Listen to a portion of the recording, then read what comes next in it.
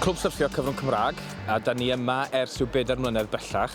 Mae ar gyfer pobl ifanc, plant, teenagers a hefyd oedolion, so mae lot o deuluoedd yn dod hefyd, ti'n bo.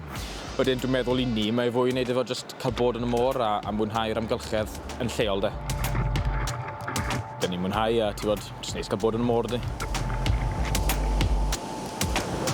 Dwi wedi bod yn yr clwb ers tua blwyddyn.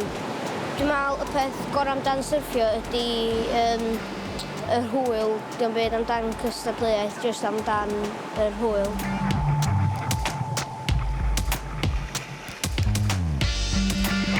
Dwi jyst yn dod yma oherwydd mae'n hwyl a ti'n cael fatha jyst bod efo ffrindiau ac dwi'n licio syrffio, so dwi jyst yn licio dod.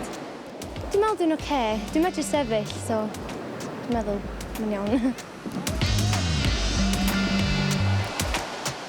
Da ni methu rheoli'r amodau, wedyn tonne bach sy'n heno, a digwydd bod maen nhw jyst digon mawr i'r hogell lleia yn y clwb I ddal ac I sefyll.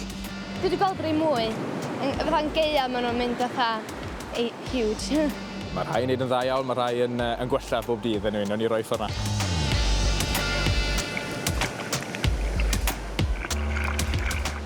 Holl bwysig taw Cymraeg yw iaith y peth I ni, ti'n bod. Nid yr iaith mor peth mor naturiol as sy'n bosib, gan bod yn naturiol ta beth ar Ynys Môn, ti'n bod. Ond wrth bod ni'n darparu cylwedd fel un yn Gymraeg, fydd syrffio i'r hogau yma wastad yn beth Cymraeg fydd.